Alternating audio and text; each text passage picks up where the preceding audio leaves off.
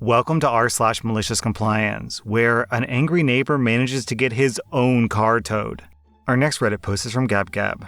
I was visiting my mother with my car, picking her up to go to a restaurant. Near her house, I was having trouble finding a parking spot, so I parked my car near an entryway. I put the word parked in quotes because I kept the car running and I stayed behind the wheel, texting my mom to come out because I'm waiting for her in case I have to move the car to let someone else pass. While I was waiting for my mom, another resident pulled up in his car and went into the entryway. I had to move my car a bit to let him in. The dude exited his car and came to me red-faced. "What do you think you're doing? You can't park here. That's illegal." I said, "That's why the car is running and I'm sitting inside. I'm not parking." "Like hell you are. I'm calling the tow service and you better not move." And then he went into his home. So I complied. I was pissed, but I stayed. Technically, I could have just left, driving carefully around him. He never wrote down my license plate, and I didn't violate any rules, but he said to not move, so I didn't. When my mom came down, I explained the situation to her, and she agreed with me that I hadn't broken any laws. A few minutes later, the tow truck came. I stepped out of my car with a bit of a scowl on my face, ready to clear up the misunderstanding, but instead, the tower took the initiative with a smile. "Ah, I see what's going on. You got blocked in. Let me fix that for you." And he towed the other guy's car. In the end, the angry dude had to pay to get his own car back, as well as pay for the towing since he called the tow service. And I got a nice meal at a restaurant and a funny story to tell. So a really common internet meme is to say that someone played a reverse Uno card on someone else. But in this case, this guy played a reverse Uno on himself. The other guy in the car effectively played the draw 4 cards, then played reverse Uno on his own draw 4 card. Okay, what an idiot. Our next Reddit post is from Punkamon. I used to work for a car rental company. During my time there, the company continuously changed policies regarding debit card for rentals because of the large amount of fraudulent transactions associated with them. This caused a lot of drama with customers, in particular with return customers who hadn't been in since the policy change. Around the end of each school year, many people rent minivans or SUVs to pick up their kids and a bunch of their stuff from college. I had one such customer who didn't qualify for the rental vehicle she reserved. Per my training, I wasn't allowed to rent anything larger than a sedan because she didn't have a credit card. When I informed her that I could only give her a Hyundai Elantra, she became enraged. She stated that the previous year she was able to rent a minivan under a debit card, and I informed her that policy had changed since then. She refused to acknowledge that I was doing my job properly. I repeated company policy multiple times, and I did my best to inform her that I was doing the best I could with the current situation. She refused any attempt I made to placate her. My manager eventually stepped in, and he broke down and did the rental for an SUV against company policy. The entitled woman smirked at me and pushed a stack of Post-it notes that was on the counter in front of me. She said, "You shouldn't be in customer service, and I'm going to report you to corporate. I want you to write your name on this paper." Without missing a beat, I took the pad and wrote the words, "Your name," on the top sheet, ripped it off, and handed it to her. Apparently, she didn't notice until she was in the parking lot with my manager and her husband to inspect the vehicle. When my manager came back in the office, he said, "Her husband wants me to write you up because you didn't give them your real name." Then he started laughing and said, "But I am not going to do that because you followed the company policy and you did exactly what that lady asked you to do." She gave us a horrible survey and it tanked our bonus for that quarter, but it was totally worth it to put that rude woman in her place. Our next Reddit post is from Respect Forever. Every once in a while I think about this story while I'm idly playing Sudoku on my phone and it makes me smile. I realize that it's perfect malicious compliance / petty revenge material. I don't want to go into too much detail here, but some background is needed. A few years ago when I was in grad school, I dated a man who was several years older than me who had just finished his master's at the same school. He had a completely different program from me, but we were both in the realm of STEM. He had started a company based on that work. He seemed to have a chip on his shoulder about the fact that he went back to school in his late 20s and the fact that I was in a PhD program. I need to emphasize that I did not think that I was better or smarter than him in any way, and I thought and still think that he's incredibly smart and his company does fascinating work. But he still projected his inferiority complex on me, and it was one of the many things that soured our relationship. He was obsessed with feeling smarter than me and bringing me down a peg. The relationship ran its course within a year, and the breakup was messy, but he insisted on remaining friends despite a lot of obvious tension between us. One day, he asked me to help him pick up a moving truck that he needed for work, and I agreed. But when I got in the car, we were kind of quiet for a couple of minutes, so I pulled out my phone and finished a Sudoku game that I had up in my browser. For some context, I'm incredibly good at Sudoku relative to most people. This is because I obsessively solved Sudoku puzzles as a kid, and I just had big books of them to solve on long bus rides to school. And it's still my go-to game to play while I'm waiting in line, pooping, etc. I don't really correlate this with intelligence. My brain is just trained to recognize patterns, and solving them is soothing. He looked over and saw what I was playing and asked what app I played on. I said that I just play on a certain website that I like, and when he asked why I don't use a Sudoku app, I tried to be as neutral as possible in my response, and I said that the website had a nice spread of difficulty, and that every app I tried had either been all too easy or too hard. Admittedly, it's almost always too easy, but because of the aforementioned inferiority complex, I was hedging this on purpose. He had a kind of, "Oh really?" response. And he insisted I try the app that he had on his phone because he was sure that I would find it hard. So I maliciously complied. I opened up the hardest setting of puzzle in his app and solved it in about 1 minute, beating the record on his phone by at least a minute and a half. I showed it to him, and he seemed alarmed and basically said that I got lucky. So I played several more times so that my times flooded the fastest times list until all of his were gone. His shock and frustration at this was satisfying on its own. But many months later, when I had long forgotten about it, he randomly sent me a screenshot of his puzzle in the app with a faster time. Except it was for the easiest puzzle setting. So, of course, to be petty, I immediately downloaded the app, played on the easiest setting, beat his time by a significant margin again, and sent him a screenshot. Was this mean? Maybe. Was it satisfying? Yes. Down in the comments, we had this story from They're Out There.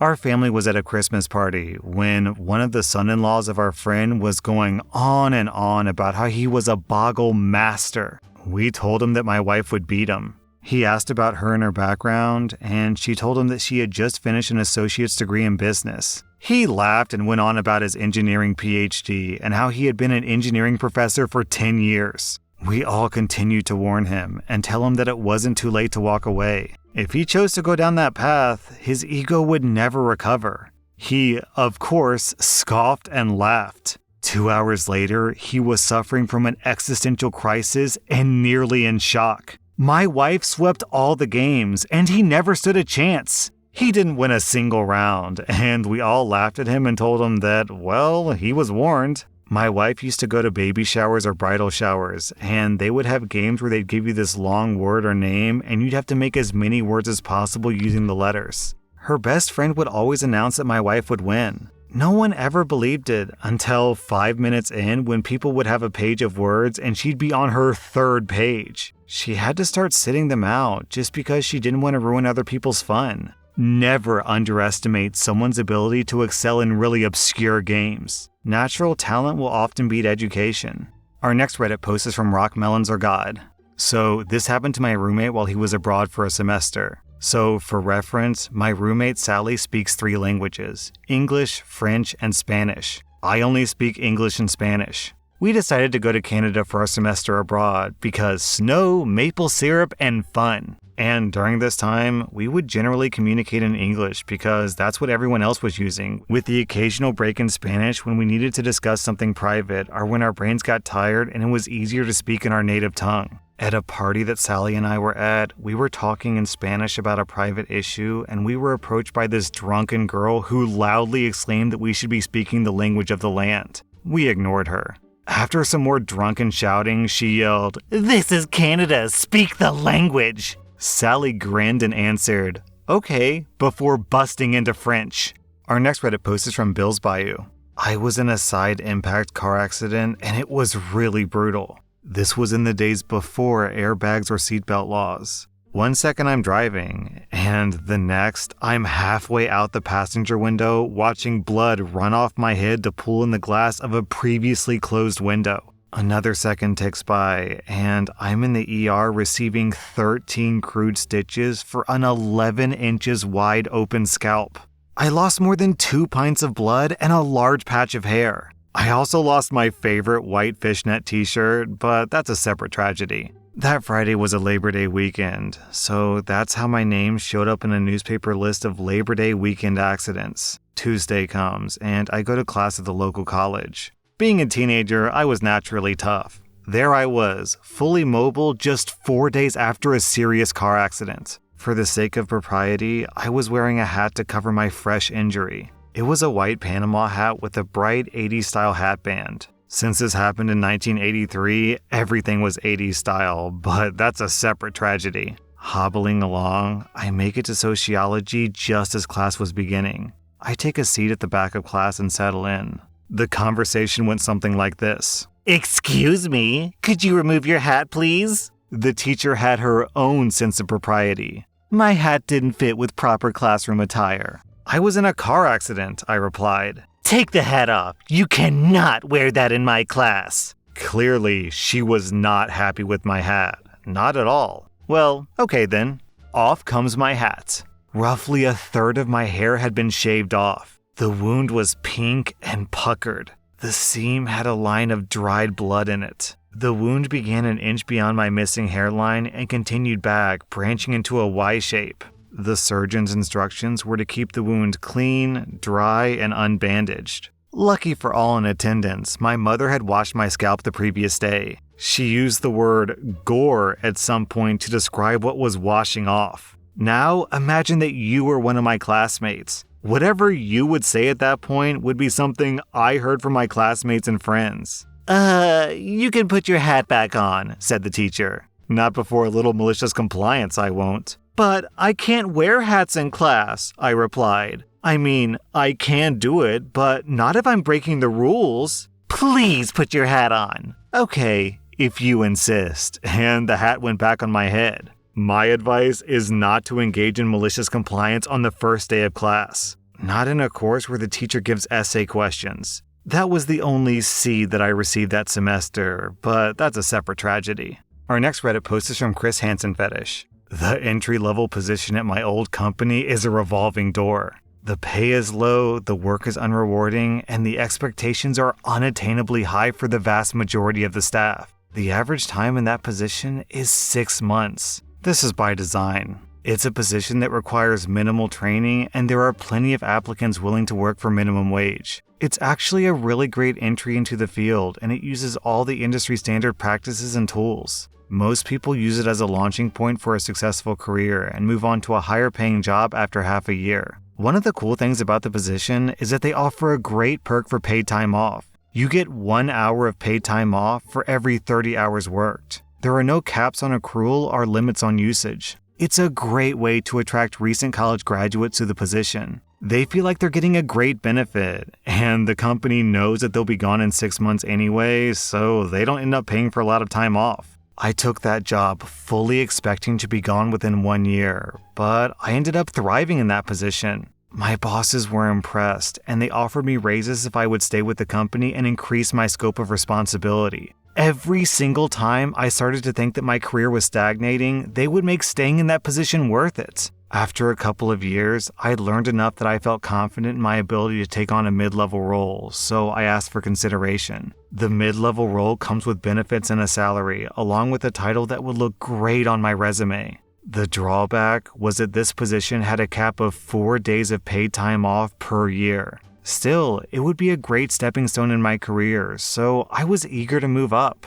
The only problem is that the mid-level position hires from a pool of candidates who have an MBA, which I don't have.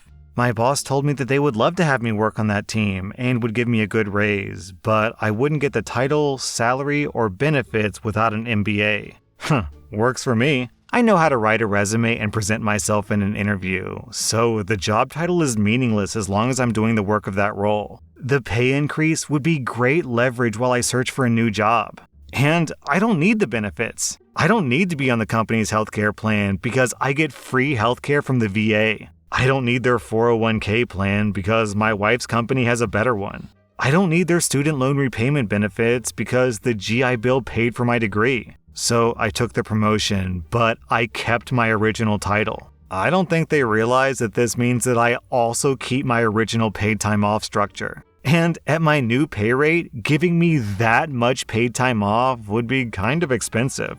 About a year into that position, I was ready to move on. I told my boss that I wanted to use all of my available paid time off, and he said, "No problem, enjoy your 4 days." No, you don't understand. My job title is still that entry-level position, so I'm off for the next 6 weeks. I actually did take a full month and a half off, and I had a great time. Then I started job hunting full-time and quickly got offers. When my paid time off was over, I came back to the company with my 2 weeks notice. The timing was bad for that company because they didn't plan on spending that much on paid time off that quarter. I hope they've revisited their decision to tell me that I was capable of doing the job, but not qualified for the benefits of that job.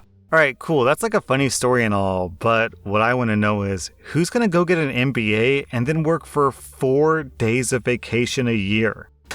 Especially when the entry-level guy is getting a month and a half of vacation. I know that a lot of my fans listen to my content while they're doing other things, like walking the dog, commuting to work, or cooking a meal. If you're enjoying streamable content on the go, then you could use a good pair of earbuds. And why drop a couple $100 on earbuds when you can buy them at less than half that price? Raycon earbuds are super affordable and deliver excellent audio quality. Their new everyday earbuds look, feel, and sound better than ever. I'm really big on comfort with my earbuds, and Raycon has these like gel tips that make them super comfortable to wear, and they don't fall out. You can jog, run, exercise, and they just won't fall out, which is good considering they have an 8-hour runtime and 32-hour battery life. But I'm just a YouTuber, so don't take my word for it. Raycons have over 48,000 5-star reviews. Click the link in the description or go to buyraycon.com/r/YT to get 15% off your purchase. That was r/Maliciouscompliance, and if you like this content, check out my podcast where I publish the exact same episodes. Also, hit that subscribe button because I put out new Reddit videos every single day.